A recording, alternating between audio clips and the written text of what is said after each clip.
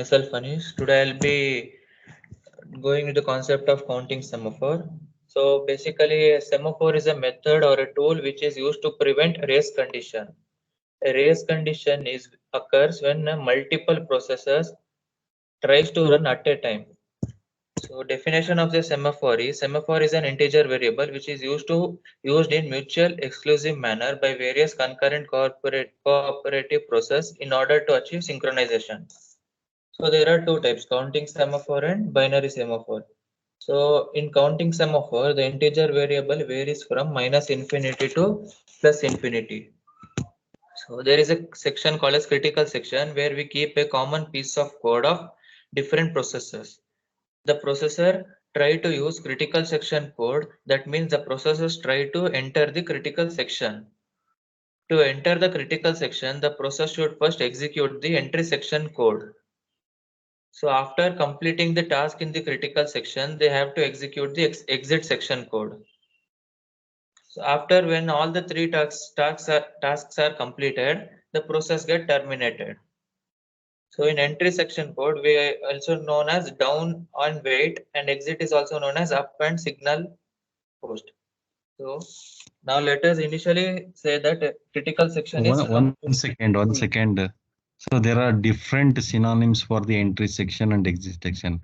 As rightly mentioned by Anish, entry section code is also represented as down and wait, right? yes, sir. Entry section code is also called as down ಅಂತ Down. ಕರೀತಾರೆ ಕೆಲವು ಕಡೆ ಸಿನಾಮ್ಸ್. ಇನ್ನೊಂದು ಹತ್ರ weight ಅಂತಾನು ಇರುತ್ತೆ, ಕೆಲವು ಹತ್ರ ಅಕ್ವೈರ್ ಲಾಕ್ ಅಂತಾನು ಕರೀತಾರೆ. Acquire lock, down, entry section, wait all mean same. Similarly exit section or signal or release lock or up all mean same. You continue Anish. Now let us say that critical section is totally free and multiple process want to enter the critical section. So they should first to enter the critical section, they should execute the entry section code. So the variable declared for semaphore is S. So the value also can vary from minus infinity to plus infinity. Continue ಮಾಡಿ.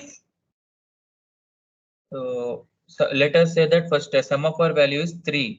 So P1 wants to enter the critical section, then it will execute the entry section code. So we know that S value is equals to S value minus 1. So the first initially S value is 3. So S value minus 1 becomes 2. So the 3 will be reduced to 2 and it will, that means 2 is less than 0. Condition becomes false. So it will return the value, which means that P1 has successfully entered the critical section. Now again consider that process 2 P2 wants to enter the critical section and it also has to execute the entry code. So now S value is 2. So S value is equals to S value minus 1. So 2 will be reduced to 1. 2 1 is less than 0. That is condition becomes false. So it will come out of the loop and it will return the value. So P2 also successfully enters the critical section. Similarly, process 3.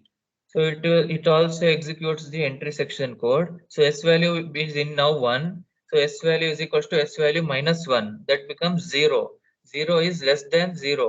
That is condition becomes false. So it will also return the value and successfully P3 will be enter in the critical section. So here it is there that how many value of S. Suppose S value is 4. Then 4 processes will be entering in the critical section. Now we see that P4 wants to enter the critical section. So now S value is 0. So S value is equals to S value minus 1. The semaphore value becomes minus 1. Condition becomes true since minus 1 is less than 0. So it means that sleep operation executes, which means that P4 goes to suspended list, or we can say P4 process 4 is blocked. It goes to the blocked list. Here PCB stands for process control block. The process will be blocked in the suspended list. Similarly, for all the other process after minus 1, they will be go to the blocked list. So here we say that suppose the semaphore value is in negative. If it is -1, then one process will be in blocked list. If it is -2, then two processes will be in blocked list. So at any point of time, that semaphore value indicates how many processes are in blocked list. So if it is negative, then it will show that how many. If -3, then 3 processes are in blocked list. Then if it is +3, then the 3 processes are in critical section. Okay, correct. After the process is completed, its task in critical section now is over, and now it wants to come out of the critical section. Then it has to enter the exit code. Anuj, next slide. As we see that P1, P2, P3 are successfully in critical section, and P4 is in blocked list. Now P1 wants to come out of the critical section, so it executes the exit code. So now current value of S value is -1. In the previous code, we saw that S value is -1. So S value here it starts from -1 only. So it will become -1 plus 1. S value is equals to S value plus 1. So semaphore value becomes 0. Here 0 is less than or equal to 0. Condition becomes true. The process present in the blocked list will be sent to the ready queue, or the process become active, so that it takes place for the present.